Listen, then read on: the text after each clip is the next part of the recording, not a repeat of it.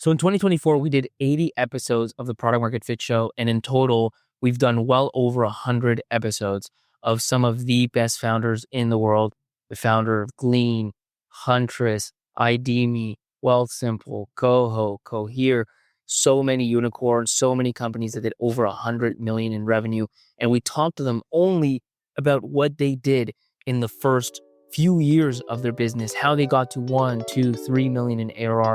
And we went super deep with them. And now kind of going into 2025, here are the top 5 things that I got from everything that we've done so far. Listen, if you don't want the show to move up the rankings, you don't want it to get better guests, totally get it. You know what? Don't leave a review. Just don't do it. Why would you? But if you want to help out, if you want better and better guests, if you want to help the show move up the rankings, then take literally 5 seconds and hit 5 stars. Thank you. The first one is that small teams absolutely outperform in the pre-product market fit days. They outperform literally every single time. What I've noticed is some of the founders that I've talked to weren't able to fundraise. They had to bootstrap. They had to have small teams. But there's actually a lot of founders who were able to raise. Maybe they went to YC and then raised 3.5 million right out of the gate like Ashby did. Or maybe they were exited founders from before and raised $6 million plus out of the gate, like Bridge did, which just got acquired for over $1 billion. But what I've seen consistently is that in almost all cases, regardless of what resources they had, they kept their teams small until they found product market fit. Finding product market fit, it's not just that smaller teams, lower your burn. That's not the only reason to keep a small team. The thing is that 5 people, 7 people, certainly way less than 15, 20 people, really small amount of people, 3, 5, 7. This is what we're talking about, right? Having that many people on your team makes it much easier to find product market fit, because in the early days, the game isn't about output, it's about learning. And the goal is to have everybody 100% fully aligned, everybody exceptionally close to customers, everybody understanding all the context all the time, so you don't have to waste time managing, disseminating information, aligning people. All that stuff is overhead. At a bigger company, you're forced to do all these things. And so you kind of trade the ability to do more. You trade the ability to have scale, but the cost is overhead. The cost is speed of execution. In the early days, what you want is speed of execution. What you want is quick experimentation. What you want is fast learning. And all that stuff is much easier with a small team. The second thing is that you need to pay people what they're worth. And the reason that I say that is that's the only way you can really build an A+ team. Take Rob Kazam, who's the founder of Float. He told me specifically he pays at the 90th percentile. Now, I don't think everybody needs to do that, but I think most probably do, because the reality is every single founder is out there saying, we need to build an all-star team. We need to have A players. They believe that they have A players. And why do you need that? Because you're competing at the absolute highest level. You are competing globally.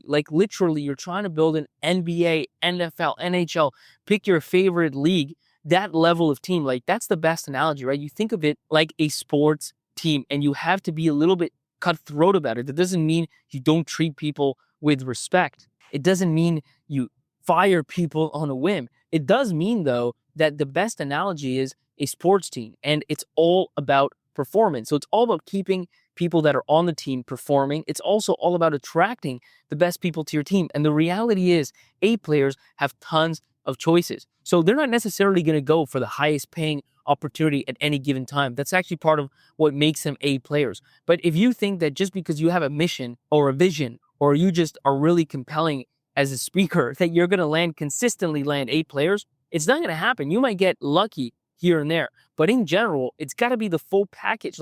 A players can get all of it. They can get the hype company that's raised a bunch of money. They can get the great storytelling CEO, and they can get the great pay package. And so you have to kind of build all that up. And sure, you can't pay what Google's paying, what OpenAI's paying, but you got to look at your market, your stage, and you've got to think about a strategy. You got to be strategic about it. You got to think about, okay, how do I set things up so that I'm going to consistently attract and keep A players? And you can't lie to yourself about it and believe that by underpaying people, you're somehow going to get there. You're not. The other thing I've seen consistently comes down to fundraising. So take Pylon, right, which you just had on. Pylon raised their seed round in 6 days. They raised a $14 million Series A from A16 in 17 days. We had TaxWire on here, which raised one of the most like process-oriented seed rounds I've ever heard of. They talked to 120 VCs.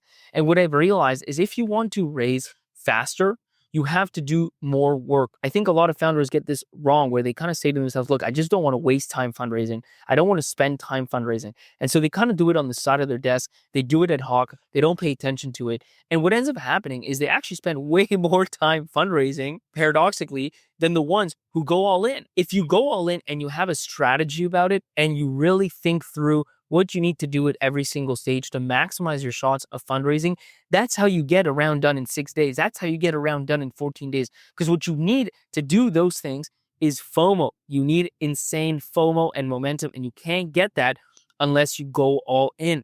And so what I've seen in terms of some of the best processes for raising a seed round, a Series A pre-seed round, is to do a lot of upfront work. And the upfront work is mainly, it's not like, having the data room. It's not any of those fancy things. More than anything, absolutely top of the list, it's a relationship game. It is about thinking through strategies of who you want to go after, how to get introductions to those people, who are the best introductions, when and what to say to those people. Like the guy from like Marty from Pylon, what he said was he would have founders email potential investors and he wouldn't say, hey, I met Marty and I think it's a great opportunity. You should take a look. He wouldn't say, hey, Marty's fundraising. Are you interested? He would say something that would generate FOMO. Like he would say something like, hey, my friend Marty's raising around and it seems to be moving pretty fast. Have you guys met them yet? If not, you definitely should. And I mean, as an investor receiving that from a trusted person, you kind of have to look into it, and you have to look into it very quickly. And he did this strategically. He did this across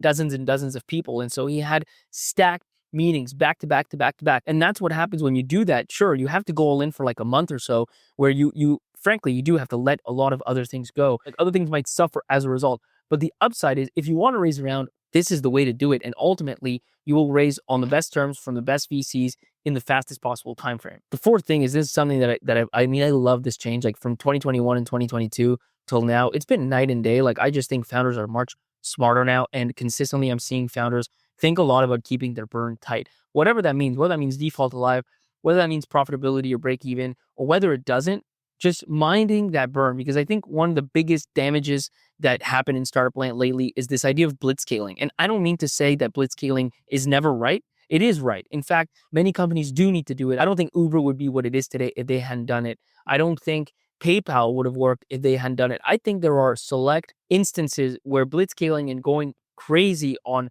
hiring and spending and driving up burn makes a lot of sense. I think the problem is it makes a lot of sense in much fewer cases than you might otherwise imagine. And even in cases where the outcome can be massive, where the outcome could be billion-dollar outcomes, it's still in most cases, I would argue, it makes sense to really mind that burn, to build a solid business instead of just going after the hype and trying to raise as much and then outspend everybody else. There's only some select, highly network effect type business where that tends to make sense. And so I think that's the number 4 thing is mind that burn, keep that burn tight. It increases the optionality so much. It's so favorable, especially as a founder, because the last thing you want to do is be forced to raise, increase the pref stack, and really just have your back against the wall. And I don't think, and I actually think in many cases, the idea that you have to trade kind of profitability for growth is overstated. Obviously, if you spend more money, you tend to be able to grow somewhat faster, but there are pretty crazy diminishing returns. And so finding that balance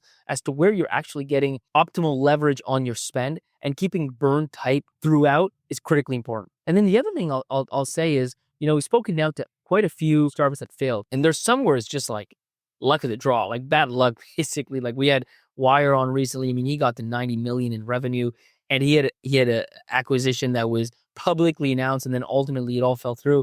And that was just bad timing. I mean, literally the floor fell out from underneath him. Crypto turned around. It was a macro event that I don't think he could have done much about. But in most cases where you look at why did companies not really kind of get off the ground? Why did companies not really get to scale? Why did they fail? And the number one thing I keep coming back to is value. Value, value, value. And it's so hard, I think, for a founder to be honest with themselves about this. I know I was, and I know when I ran Gym Track, especially after we did a pivot, because we had kind of V1 and then V2. But V2, it sounded cool. It made sense in theory, but it just didn't solve a customer's true number one problem. You have to be solving a top of mind problem for your customers. That is the thing I keep going back to. And like, it's a necessary condition. It might even be sufficient. I don't think so. I don't think it's that easy to get success. Just drive value and you'll be successful. There's so many other factors at play, but it is so important to make sure that you are driving killer, like undeniable value, no brainer stuff. Like the sort of thing where you say to your ICP, hey, this is the thing. And they're like, I need to have that thing. I absolutely need to have that thing. That's the sort of thing that you want to be selling. And I think as a founder, like your time is well spent trying to find that thing, much better spent trying to find that thing than it is not having it and trying to find a way to generate growth. Growth tends to follow the ones that are creating undeniable value for their customers. And sometimes, in many cases, companies are able to get to like 2, 5, 10 million in revenue without solving a true top of mind pain point, by solving something that's kind of like on the side.